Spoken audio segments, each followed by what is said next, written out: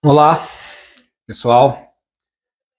Mais uma vez aqui no canal Horus em Foco para mais um vídeo, mais uma reflexão. O quadro hoje é Horus em Foco Reflexão, o mito, a maior de todas as verdades, parte 2. Então, eu vou dar continuidade um pouco ao primeiro vídeo, que eu fiz uma reflexão sobre o conceito de mito, a importância do mito e talvez trazer essa abordagem do mito não apenas como uma mentira, que é muitas vezes aquilo que está colocado dentro de uma ideia pejorativa, negativa do mito, mas para a filosofia, para a teologia, para a literatura, o mito ele também pode ser entendido como uma verdade que não cabe no tempo e no espaço. Então é dentro dessa lógica que eu vou estar trabalhando a continuidade dessa reflexão. Para você entender um pouco mais desse conceito, é interessante que você possa acessar o nosso primeiro vídeo, né, no caso, o número 1 dessa série. Então, antes de dar continuidade, eu gostaria de pedir para vocês que estão assistindo aqui o canal Horus em Foco, que você possa se inscrever aqui no canal do YouTube e que você também possa nos seguir nas redes sociais, seja no Instagram, seja no TikTok. Você vai encontrar a nossa página aí nas redes sociais como Horus em Foco e no Facebook Horus. Nessas redes sociais estarei fazendo algumas publicações mais curtas e aqui no YouTube esses vídeos mais longos, tá bom? Então é importante que você possa não só seguir a gente nas redes sociais e se inscrever no canal, como também curtir os nossos vídeos, se assim agradar a sua expectativa, e que você possa também compartilhar esse material se você entende que ele é positivo, que ele pode contribuir para a reflexão de outras pessoas. Tudo bem? Então, vamos lá. Eu utilizei esse livro do Leonardo Boff, que é um grande teólogo da Igreja Católica. Hoje ele não está mais dentro da ordem sacerdotal, mas ele não deixou de ser um grande pensador da filosofia, da teologia e também de temas ligados à sustentabilidade. E dentro desse livro do Leonardo Boff, Os Sacramentos da Vida e a Vida dos Sacramentos, eu peguei um trecho para começar essa reflexão, que eu vou estar retomando esse trecho para iniciar a reflexão de hoje, em que eu lerei um texto da Bíblia, no livro do Gênesis, que vai ajudar a entender essa reflexão do mito. Então, vou partir da Bíblia para fazer essa leitura. E aí o texto do Leonardo Boff, ele coloca assim: o homem é o ser que é capaz de ler a mensagem do mundo. Jamais é um analfabeto. É sempre aquele que, na multiplicidade de linguagens, pode ler e interpretar. Viver é ler e interpretar. No efêmero, pode ler o permanente. No temporal, o eterno. No mundo, Deus. Então, o efêmero se transfigura em sinal de presença do permanente. O temporal em símbolo da realidade do eterno. E o mundo em grande sacramento de Deus. No caso, nesse vídeo, eu vou falar de mito e não necessariamente de religião, não necessariamente de teologia. Mas o que é importante abordar essas colocações do Boff? Porque exatamente o que a gente está tentando mostrar aqui é que no mito, embora as experiências mitológicas ou aquilo que de alguma forma pode ser representado no mito, ele parte de uma experiência que está no tempo e no espaço, mas que essa experiência, ela tem ali esse acontecimento, esse fato, ela tem ali um ensinamento tão grande que alguns autores conseguiram captar essa informação e aí ele cria uma narrativa que muitas vezes, na maioria das vezes, essa narrativa, ela é uma narrativa como se fosse uma novela, uma fábula, é uma narrativa mitológica, mas que representa um ensinamento, uma descoberta, um mistério que foi de alguma forma manifestado naquele acontecimento. E aí, esse ensinamento, essa revelação, vamos colocar assim, ela pode, de alguma forma, ser deslocada daquele fato isolado, transformada num texto, num mito, numa narrativa, e depois pessoas que não viveram aquela experiência ou que viveram coisas semelhantes pode se beber desse ensinamento mitológico para aprender como lidar com determinadas situações da vida. Estou falando coisas muito abstratas, mas vocês vão entender. Por exemplo, o que agora, pegando aqui o livro, o texto bíblico, vai nos ajudar a entender essa relação do mito. Por exemplo, eu vou estar falando um pouco aqui hoje do que a Bíblia relata como criação do homem e da mulher. E o que esse mito da criação é importante para entender? Entender não só essa narrativa bíblica, mas entender as relações humanas, entender como que, por exemplo, o que esse texto ele tem de essencial, de informação, que qualquer relação, não só entre um casal, homem e mulher, não só entre um casal heterossexual, mas qualquer casal, você consegue tirar como algo profundo, como algo que transcende apenas aquela experiência desse primeiro casal, mas que de alguma forma Adão e Eva representa todos os homens e as mulheres da humanidade, ou todos os seres que se relacionam dentro de uma perspectiva de casal, mas não só apenas, pode ser dentro de uma perspectiva de amizade, dentro de uma irmandade e até dentro de uma relação familiar entre pais e filhos, mães e filhos, irmãos e assim por diante. Então, o que essa relação primordial ela guarda de informação que serve para você entender as relações dos seres humanos entre si e dos seres humanos com aquilo que de repente o transcende, que pode ser, por exemplo, uma energia do universo, pode ser aquilo que as pessoas costumam nomear como Deus ou deuses. Então, ou mesmo a relação do próprio ser humano com a própria natureza, porque existe também essa relação. A gente trabalha, Leonardo Boff fala muito sobre isso, a gente trabalha dentro de uma noção holística. Ayrton Krenak também, um importante intelectual indígena, ele também trabalha muito dessa noção holística, essa noção em que você vê as relações humanas para além apenas do corpo humano, para além das pessoas, mas também você estabelece uma relação com a natureza. A natureza também é viva, com os animais, com os elementos da natureza, então com os biomas, com a flora, com a fauna. Então, essa ideia relacional um pouco mais profunda. E é um pouco isso que a gente...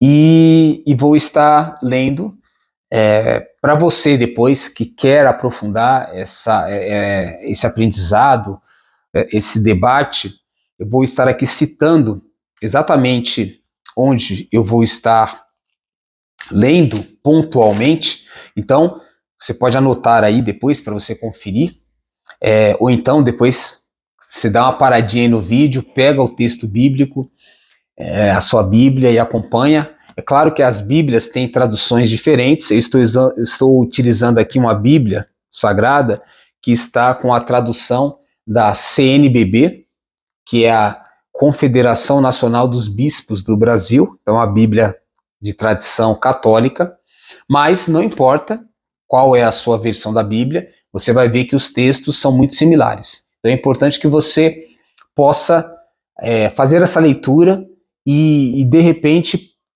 sei lá, eu proponho para você essa interpretação aqui. Então, eu vou estar lendo aqui o capítulo 1 do livro do Gênesis, a partir do versículo 26. Vou ler aqui do 26 até o capítulo 2, versículo de 1 a 4. Essa vai ser a primeira leitura. Depois, se der tempo, dependendo como for aqui a condução, eu vou estar indo também do capítulo 2, do versículo 5 até o versículo 25. Então vamos ver o que a gente consegue avançar aqui nessa primeira reflexão. Então vamos lá. Versículo 26 do capítulo 1 de Gênesis. Deus disse: façamos o ser humano a nossa imagem e segundo nossa semelhança, para que domine sobre os peixes do mar, as aves do céu, os animais domésticos, todos os animais selvagens e todos os animais que se movem pelo chão. Deus criou o ser humano à sua imagem, a imagem de Deus o criou. Homem e mulher, ele os criou. E Deus os abençoou e lhes disse: sede fecundos e multiplicai-vos, enchei a terra e submetei-a. Dominai sobre os peixes do mar, as aves do céu e todos os animais que se movem pelo chão. Deus disse: eis que vos dou sobre a terra, sobre toda a terra, todas as plantas que dão semente e todas as árvores que produzem seu fruto com sua semente, para vos servirem de alimento. E a todos os animais da terra, a todas as aves do céu e a todos os animais que se movem pelo chão, eu lhes dou todos os vegetais para alimento. E assim se fez. E Deus viu tudo quanto havia feito e era muito bom. Houve uma tarde e uma manhã, o sexto dia. Assim foram concluídos o céu e a terra, com todos os seus elementos. No sétimo dia, Deus concluiu toda a obra que tinha feito, e no sétimo dia repousou de toda obra que fizera. Deus abençoou o sétimo dia e o santificou, pois nesse dia Deus repousou de toda a obra da criação. Essa é a história da criação do céu e da terra. Então, esse é o primeiro texto que eu vou estar abordando aqui com vocês. E aí agora vamos para a interpretação.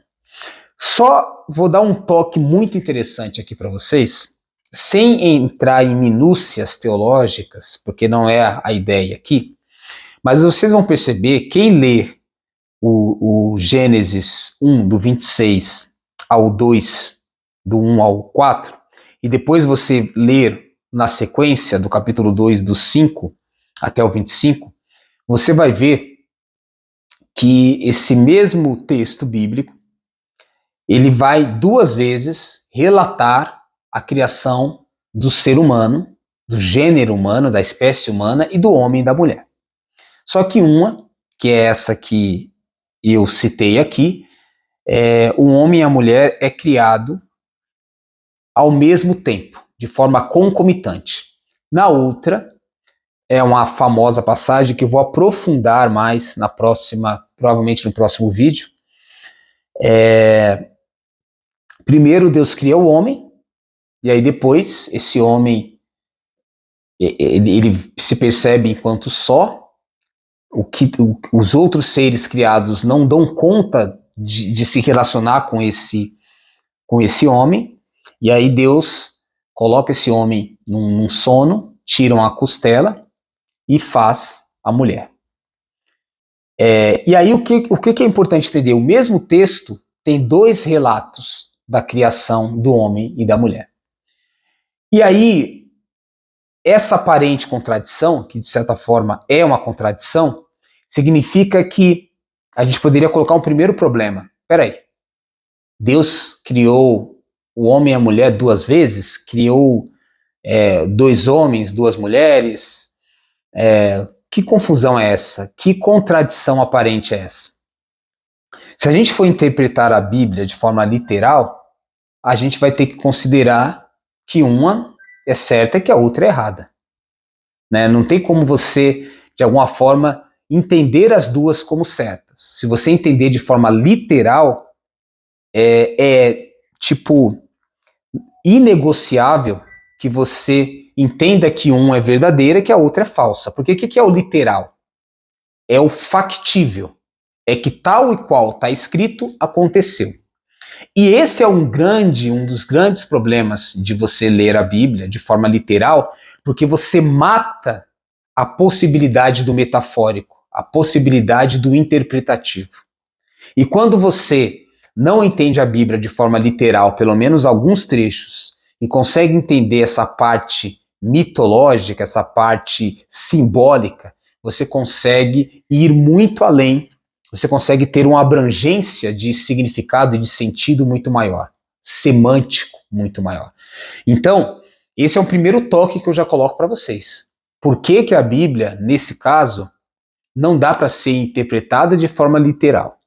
É importante entender o que é literal na Bíblia, o que é histórico, o que as palavras estão colocadas tal e qual aconteceu, e o que é uma fábula, é uma metáfora, é um símbolo, é uma literatura, é uma coisa mais interpretativa. Então, basicamente essas diferenças aqui que a gente precisa colocar.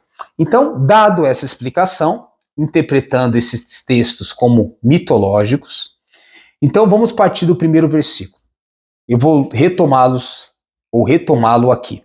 O primeiro versículo diz: Deus disse, façamos o ser humano a nossa imagem e segundo nossa semelhança, para que domine sobre os peixes do mar, as aves do céu, os animais domésticos, todos os animais selvagens e todos os animais que se movem pelo chão. Qual é o primeiro ponto aqui? Eu já vou dar uma dica para vocês de um termo africano, a palavra africana, chamada Ubuntu, que de uma tradução muito mais rápida e imediata, a gente pode traduzir como eu sou porque nós somos. O eu depende do nós para existir. Em termos de Paul Ricoeur, que é um também filósofo, teólogo importante, dentro de uma tradição linguística, ele vai falar do o eu, para ser eu, ele precisa de um tu. É como se estivéssemos dizendo que um eu não existe sozinho e um tu também não existe sozinho, mas o eu e o tu existem nessa relação de eu e de tu. Então, para que o eu seja eu, um tu precisa ser um tu. E aí, dentro dessa colocação, tem-se, dentro da filosofia africana, por exemplo, dentro da teologia africana, inclusive dentro do pensamento ancestral africano, a ideia de que todos os seres são seres coletivos. Se você é coletivo na sua constituição intrínseca de ser, você é coletivo também em tudo que você faz. A ideia de um ego, a ideia de um eu isolado, dono de si, totalmente constitutivo de si mesmo, autônomo, é uma construção falsa. É uma ideia falsa. Que nós somos seres puramente individuais, separados, individualizados dos outros. Mas nós somos seres constitutivos, complexos, né, dentro de uma teia de relação. A gente somos seres que somos influenciados, somos seres que fomos ensinados. E para vir ao mundo, essa questão, precisamos de um outro ser, que de alguma forma permitiu a nossa existência. Esse é um ponto. Então, para todo mundo nascer, ela depende de um pai e de uma mãe. Ou seja, não é você que se dá a si mesmo o nascimento. É uma experiência de outras pessoas que lhe permitiu o surgimento, né, a sua origem. Então você vê, aqui já está colocando que a autossuficiência, ela já é uma coisa que não existe. E aqui o texto ele já vai colocar alguns elementos nesse sentido. Agora, olha só que interessante. Quando Deus, que não necessariamente é um homem, tá? A palavra Deus, inclusive, ela não necessariamente ela é masculina. A palavra Deus, pela própria essencialidade linguística, terminológica, etimológica, ela seria uma totalidade que engloba o homem e a mulher, seria o mais interessante, assim como a palavra caos, dentro do universo mitológico grego, também ela representa ambos os sexos, ambos os gêneros, então ela não tem ali uma masculinidade. Toda vez que você coloca um masculino em Deus, necessariamente, como preponderante, você está impondo ali um gênero para impor também uma dominação masculina. Então é uma jogada. Então a gente parte do princípio que Deus aqui seria mais neutro do que necessariamente masculino, tá?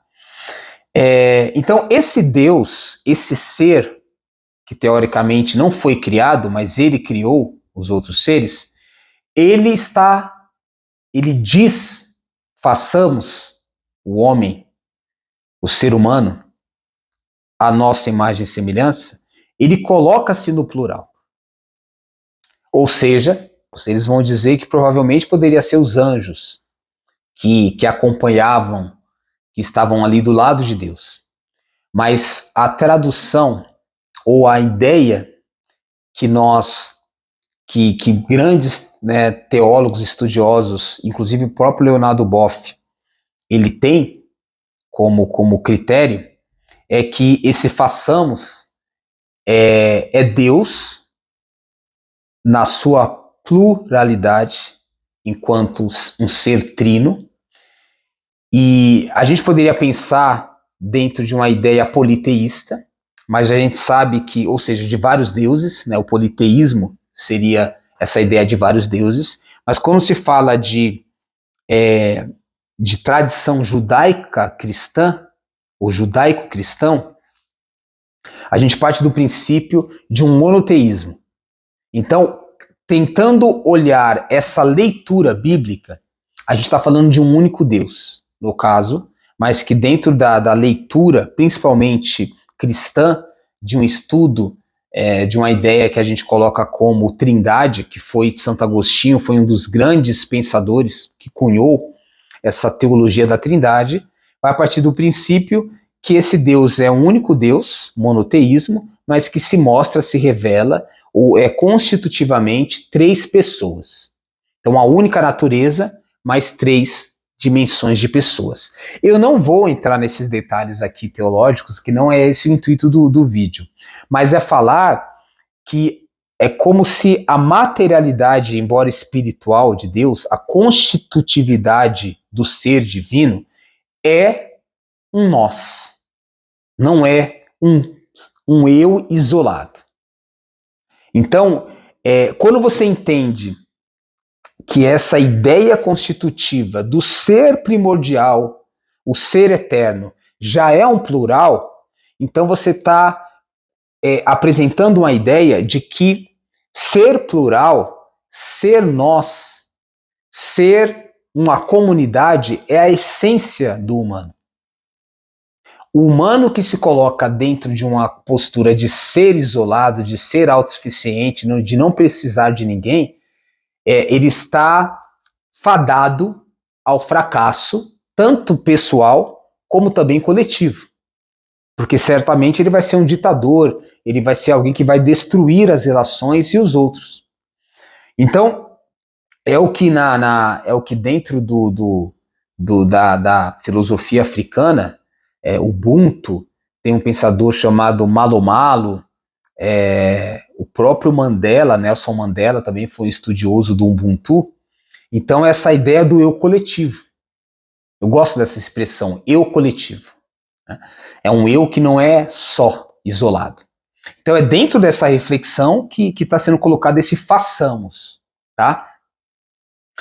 E aí, esse é um ponto interessante. Quando ele fala aqui, o texto coloca domine né, sobre os peixes, que o ser humano domine, ou seja, que ele possa controlar, que ele possa explorar, que ele possa de alguma forma, enfim, exercer ali um poder sobre os peixes, sobre os animais em geral, sobre as plantas e tal. A palavra melhor aqui seria, inclusive quando você vai buscar a raiz hebraica, a palavra que mais se encaixa com o sentido da totalidade do texto não é domine, mas seria cuide. E aí, dominar e cuidar são duas terminologias muito diferentes. Se o dominar, ele está dentro de um processo de que você é superior, que você é mais inteligente, que você é mais forte, e que você vai utilizar todos aqueles seres para te servir, aí entra aquela ideia do senhor e do escravo. Quando você fala cuidar, existe uma ideia de respeito, de você entender esse outro como tu. E o sentido mais profundo da Bíblia, na minha concepção, sem fazer aqui uma exegese, uma hermenêutica muito mais detalhada de pegar o texto, né, no original hebraico, aramaico, como os grandes teólogos biblistas, exegetas fazem, mas é falar de uma forma mais direta, assim, sem um aprofundamento mais técnico, né? Mas a conclusão que esses pensadores chegam é isso, né? Que o termo melhor, mais condizente com o sentido bíblico, seria cuidar e não dominar. Só que ambos os termos, cuidar e dominar, leva-se a uma postura totalmente diferente. Se o dominar gera esse modelo que a gente tem de razão instrumental, de exploração, de destruição da natureza, das plantas, dos animais, porque eles são para nos servir, e aí hoje a gente vive os desequilíbrios do planeta, da natureza, enfim, da vida humana de um modo geral, por conta dessa devastação da natureza.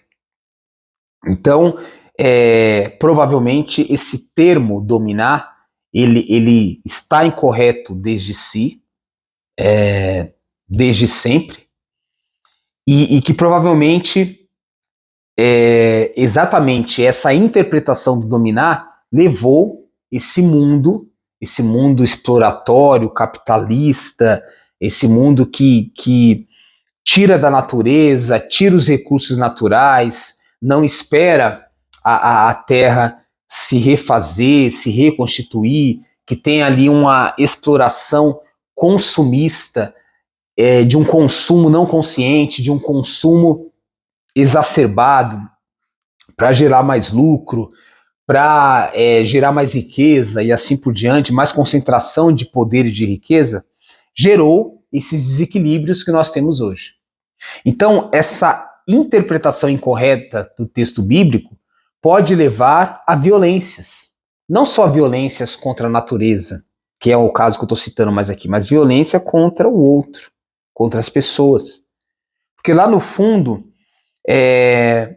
dependendo de como você entende aqui essa interpretação, você não vai só violentar a natureza, os animais, as plantas, mas também você vai violentar o seu próprio semelhante. Então, na verdade, o cuidado aqui ele é mais extensivo. Ele não é só o cuidado do humano com o humano, na sua relação entre si, mas também com toda com toda a natureza, ou toda a criação em termos teológicos. Então, esse é o primeiro ponto. O segundo, versículo 27 vai colocar assim: Deus criou o ser humano à sua imagem, a imagem de Deus criou. Homem e mulher, ele os criou. Então, olha só que interessante. Se o homem e a mulher foi criado à imagem e semelhança de Deus, que é um ponto interessante aqui, a gente poderia discutir o que é imagem e semelhança, e lembrando que a gente não pode interpretar essas passagens de formas literais, porque aí a gente incorre em erros. Então eu entendo que a ideia de semelhança de Deus, que o homem e a mulher é criado, se eles ambos são semelhantes a Deus, significa que em Deus já existe o feminino e o masculino. Em Deus já existiria de forma total, vamos colocar assim, ou embrionária, a dimensão do homem, a dimensão da mulher. A dimensão do ânima e do ânimos, pensando em termos junguianos. Então a dimensão do homem e da mulher já estão ali em Deus. É aquilo que eu falei para vocês no início do caos. O caos, ele é tudo e o nada. É no seu bojo, no seu ser intrínseco, reunir essas totalidades, homem e mulher.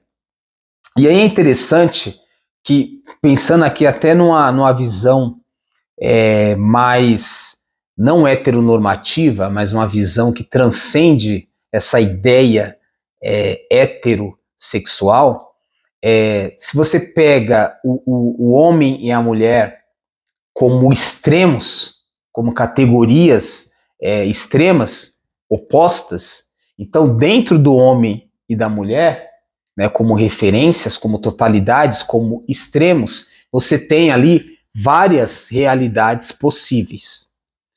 Então, na verdade, quando se fala, se você entender literalmente Deus criou o homem e a mulher, que é o que muitos entendem, você vai fechar e delimitar que só existe homem, só existe mulher. Eu entendo de uma outra forma, mas que o homem e a mulher são parâmetros de diversidade, de dois âmbitos mais extremos, das extremidades, mas que no meio você tem várias possibilidades de ser, de gênero e de orientação sexual. Então, na verdade, na totalidade, você tem ali a diversidade. É mais ou menos um pouco a visão que dá para você colocar dentro dessa expressão mitológica, porque você não está interpretando a Bíblia de uma forma literal, mas de uma forma mitológica, de uma forma simbólica. Então, a grandeza dessa interpretação, eu entendo que ela acaba sendo mais rica. Então, dentro da natureza divina, vamos colocar assim, já estaria as dimensões masculina e femininas, homem e mulher. Então, nesse sentido, Deus não seria, de forma nenhuma, apenas homem. A dimensão mulher também se encontra no próprio ser de Deus. Esse é um ponto interessante. Um outro ponto importante, que geralmente a gente coloca, que eu gosto de trazer essa noção, é que o texto está colocando que se Deus é um ser espiritual, a ideia, quando a gente vai estudar um pouco teologicamente Deus, ele tem que ser um ser espiritual que não tem matéria. Porque se ele tiver matéria, ou seja, ele for um ser físico, tudo que é físico está sujeito ao tempo e ao espaço. Se Deus ele é onisciente, onipotente, onipresente, se ele é aquele que tem todo o poder, é aquele que está em todo lugar, é aquele que conhece tudo, ele não pode ter um corpo. Ele não pode caber estar delimitado ao tempo e ao espaço, porque senão ele perde a sua onipotência, onipresença e onisciência. Então, nesse sentido, a gente entende que essa ideia de Deus do homem e da mulher ser criado à imagem e semelhança de Deus é que, tal e qual Deus, mas que Deus que é espírito, o ser humano teria essas dimensões, né, dentro das suas proporções no caso, por ele ser constitutivo de matéria, então o ser humano ele está num espaço temporal, então ele não é onipresente, mas ele está delimitado a um espaço. Ele não é onisciente, mas o homem e a mulher conhecem ou conhecem um pouco das experiências que eles vão vivendo na vida e elas se complementam. Então Deus teria tudo centralizado no seu ser, mas o homem e a mulher, que é a imagem e semelhança deles, separados, eles teriam que ter isso dividido. Então eles precisam um do outro para conhecer a totalidade. Eles não podem estar em todos os lugares ao mesmo tempo, mas cada um vai estar no lugar e ambos se ajudam. Eles não podem saber tudo, mas cada um sabe um pouquinho e aí eles se complementam, né? Então, onisciência, onipresença e onipotência também, né? Eles não têm todo o poder, mas ambos trabalhando juntos, eles conseguem fazer uma força maior, uma união maior e progredir socialmente. Então, é um pouco essa dimensão da interdependência, da coletividade que está sendo colocada aqui. E outro elemento importante dessa imagem e semelhança, como não estamos falando de física, mas estamos falando de um sentido espiritual, então, se entendemos que Deus seria um ser inteligente e um ser também livre, então o ser humano também seria dotado dessa inteligência e dessa liberdade. Essas seriam a imagem e semelhança que eles vão ter de Deus, comparado com os outros animais, os outros seres aqui, que não teriam essa capacidade intelectual e essa liberdade tal e qual o ser humano, o gênero humano possui. Então, quando você olha para a natureza, em linhas gerais, para as plantas, para os animais, você percebe que o nível de inteligência, de liberdade desses seres perante o ser humano são bem limitados. Então, essa seria também outro aspecto da imagem e semelhança. Então, vocês percebem que uma interpretação mitológica ela consegue enriquecer muito mais o texto. Outro ponto que coloca: e Deus abençoou, agora o versículo 28, e lhes disse: sede fecundos e multiplicai-vos, enchei a terra e submetei-a. Dominai sobre os peixes do mar, as aves do céu e todos os animais que se movem pelo chão. O que eu acho interessante aqui, mais uma vez, não interpretar de forma literal. Quando se coloca sede fecundos e multiplicai-vos, as pessoas entendem de uma forma literal que fecundar e multiplicar necessariamente é gerar filhos. É você multiplicar e fecundar do ponto de vista biológico e do ponto de vista quantitativo. Mas na verdade, o quantitativo aqui é o que menos importa. Mas o que é você ser fecundos e se multiplicar? A fecundação, para além apenas da biologia, o que é você ser fecundo? É você gerar vida. E gerar vida não é só biológica. Gerar vida é também, não é só de forma biológica, gerar vida é de forma comunicativa.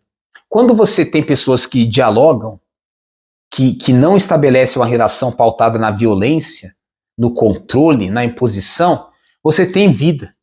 Porque senão aquele que impõe, aquele que domina o outro, ele vive enquanto o outro é subjugado, é submetido. Então, por isso que você vê, né, que a própria Bíblia, se for interpretada de forma literal, ela acaba entrando em contradição. E se crescer e multiplicar, que é você ter relações de qualidade, inclusive não só dos seres humanos entre si, mas com toda a natureza, não conversa com a ideia de submeter essa natureza, de dominar apenas essa natureza, mas de respeitar ela, de cuidar dela. Então, essa ideia de ser fecundos e multiplicai é o quê? Multiplica o amor, multiplica a qualidade da relação, o carinho, o respeito, e não apenas o corpo. O que adianta você ter muitos filhos, mas que você não consegue cuidar deles? Ou se você nem se cuida de si mesmo e nem cuida do outro, que é o seu parceiro, a sua parceira sexual, né, o seu cônjuge, como é que você ainda vai ter filhos que você, de repente, não sabe nem se cuidar, nem cuidar do outro? Como é que você vai cuidar de crianças, de seres indefesos, que precisam de um cuidado muito maior?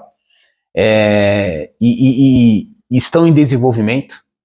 Então aqui, o crescer e multiplicar está na dimensão mais profunda de você primeiro entender como multiplicar a condição para ter uma vida plena, para depois, de repente, multiplicar essa vida do ponto de vista material. Esse é o sentido maior aqui do crescer e multiplicar. Multiplicar a natureza é você plantar sementes e não apenas retirar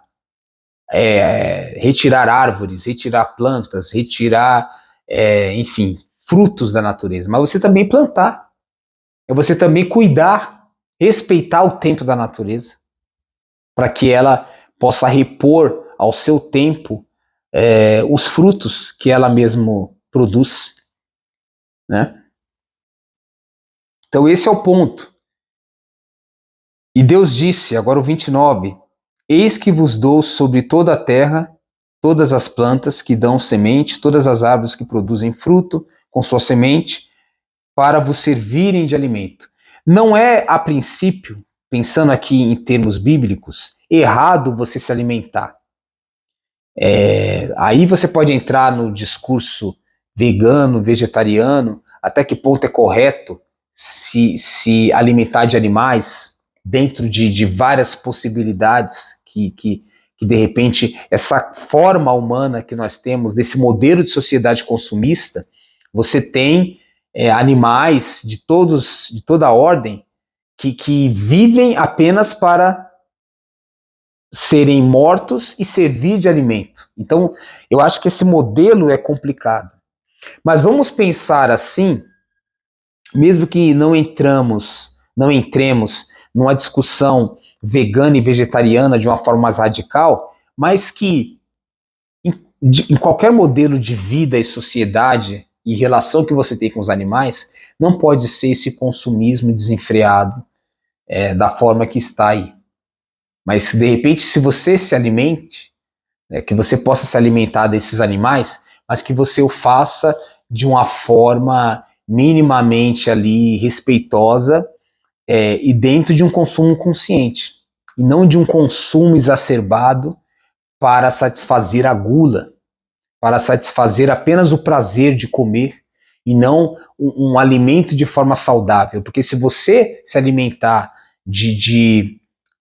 da carne, sei lá, da parte suína, da parte bovina, de uma forma respeitosa, de uma forma saudável, você vai perceber que é muito melhor você não dar toda aquela alimentação baseada em rações, em você não dar injeções para que esses animais, né, de hormônios, para que ele possa crescer fora do seu tempo, mas que você permita que exista toda uma condição saudável e sem expor esses animais a sofrimentos muito graves.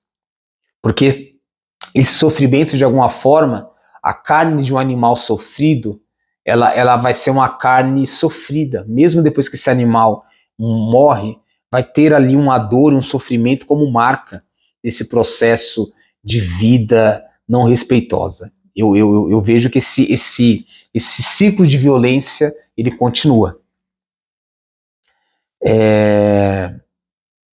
Então ele coloca, né, depois o versículo 30, e a todos os animais da terra, e a todas as aves do céu, e a todos os animais que se movem pelo chão, eu lhes dou os vegetais para alimento, e assim se fez. E Deus viu tudo quanto havia feito, e era muito bom. Houve uma tarde, uma manhã, um sexto dia. Toda essa nomenclatura, a gente vai ver, né, quem ler a Bíblia, percebe que existe a todo final de algo que Deus criou, quando Deus cria, esse algo é bom. Isso é para dizer como se fosse a ordem natural das coisas, seria a bondade. Então, Deus constata isso. O autor aqui que escreveu esse texto, ele tem isso como marca. Deus viu que era bom. Então é como se a obra de Deus fosse boa. É como se a gente pudesse falar também, para além de qualquer questão religiosa, dentro de uma leitura ateísta, então aquilo que a natureza produz por si mesma é bom. Só que às vezes o homem cria uma sociedade, a civilização, o antropoceno, que é o termo muito utilizado pelo Ayrton Krenak, esse ser começa a desvirtuar a natureza. A gente tem dentro ali do processo natural dos animais, a gente tem ali uma relação de predador e de presa, a gente tem ali um processo natural daquele que muitas vezes come e daquele que é comido, é a cadeia alimentar. Eu acho que dá para respeitar essa questão que não necessariamente cria um desequilíbrio na natureza e o fim das espécies. Mas o que começou a causar esse desequilíbrio não foi essa relação da cadeia alimentar natural, mas foi como que esse homem, essa mulher, principalmente o homem, o sistema patriarcal, em linhas gerais, começou a dominar de uma forma não respeitosa, de uma forma consumista, e aí começou a causar desequilíbrios para a natureza. Então, não é a forma espontânea dela ser. Quando ela age fora da sua maneira espontânea de ser, é que esses desequilíbrios, essa desordem, acaba se instaurando. E aí, capítulo 2, versículo 1, assim foram concluídos o céu e a terra, com todos os seus elementos. Lembrando, né, mais uma categoria que céu e terra. Então, a gente pode pensar céu e terra como em cima e embaixo, categorias. Dentro desses dois extremos, você tem uma diversidade de possibilidades de vida. No sétimo dia, Deus concluiu toda a obra que tinha feito e no sétimo dia repousou de toda a obra que fizera. Como eu entendo principalmente essa ideia, né, se você entende de forma literal, mais uma vez, né, me desculpem quem tem uma interpretação diferente, sétimo dia, todo sábado eu tenho que descansar, eu não posso trabalhar, enfim, eu não posso ter ali uma vida fora do descanso da oração. Eu acho que essa é a interpretação literal. O que está tendo, o que você entende de uma forma mais simbólica, mitológica, que eu acho que é importante, é que a ideia seria, se Deus, que seria um ser onisciente, onipresente, onipotente, descansa, e eu acho que o descanso aqui também ele é a parte contemplativa, você não deve só produzir de forma irrefreada, mas tem que ter um momento do ócio, um momento do descanso, da contemplação de tudo aquilo que você faz.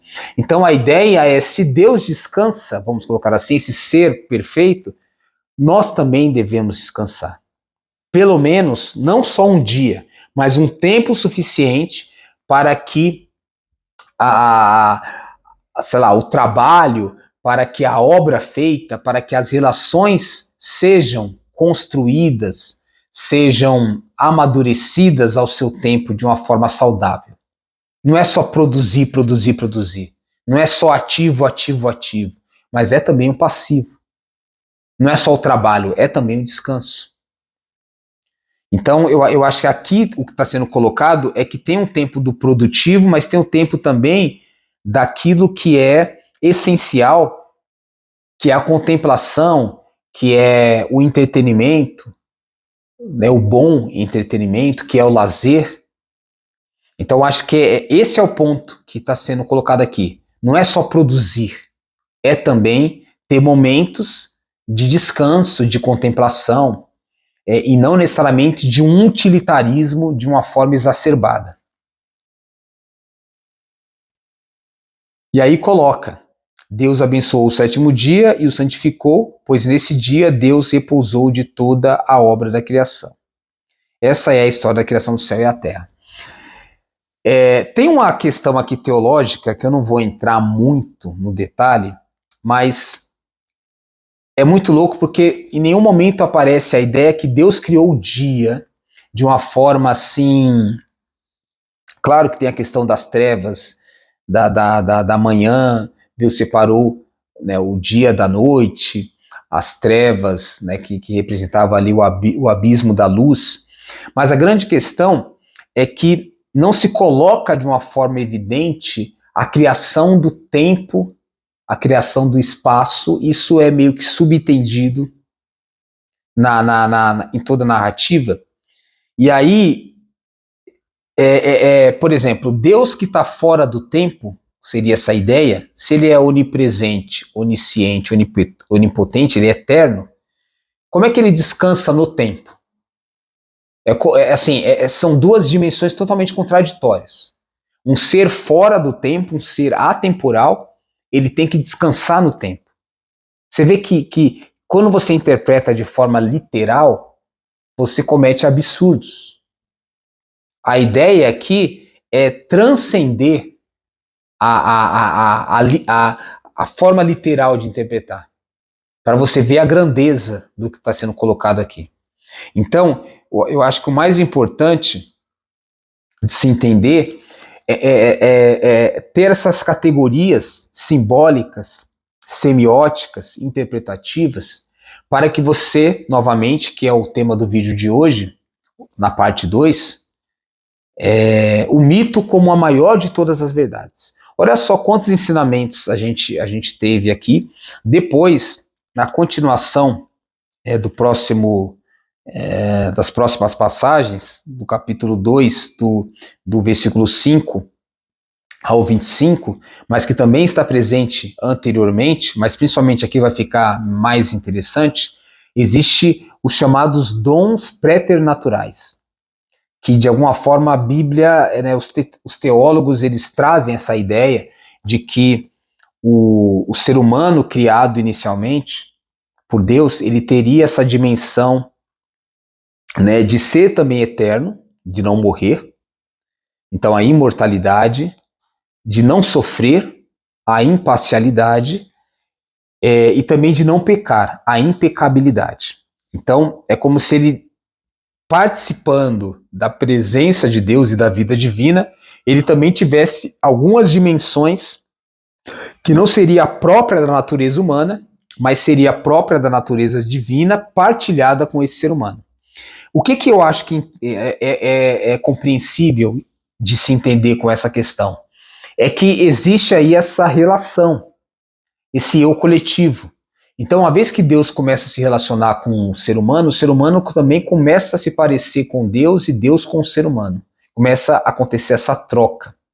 Toda boa relação existe essa troca. Um vai penetrando no outro, um vai dando para o outro e vai recebendo também do outro. Essa troca recíproca vai se construindo a ambos e ambos crescem.